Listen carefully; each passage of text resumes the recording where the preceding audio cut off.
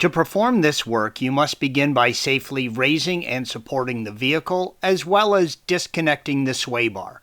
For additional assistance with those tasks, please follow the link provided at the end of this video.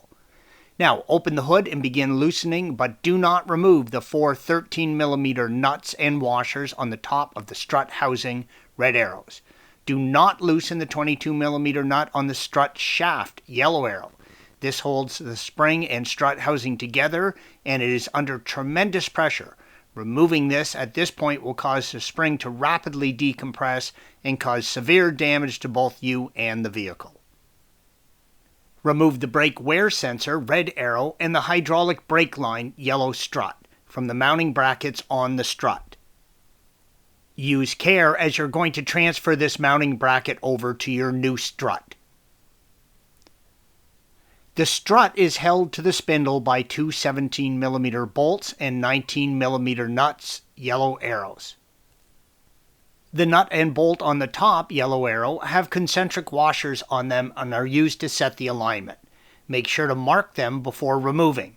Use a 19mm and 17mm sockets and remove the lower nut and bolt, red arrow.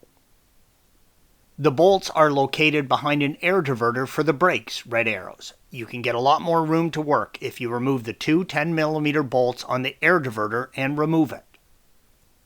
With the diverter off, you can mark both sides of the concentric washer on the top bolt and then remove both nuts and bolts, red arrows. With the bolts removed, you can slip the strut, red arrow, out from the spindle, yellow arrow. Your brake line will still be attached, so make sure when you are removing the strut from the spindle that you do not stress the brake line or let the spindle hang by the line. Go back to the top of the strut tower and completely remove the 4 13mm nuts and washers. The strut will pass out the bottom of the wheel well, so don't let it fall when you remove the last nut. If you are replacing the strut and keeping the spring, you will need to safely compress the spring to get the tension off. Use a good quality spring compressor. Most neighborhood parts stores will lend you one. It should have a lockout for the spring compressor. Place the compressor across from each other, getting as many coils of the spring as you can. Carefully and evenly compress the spring.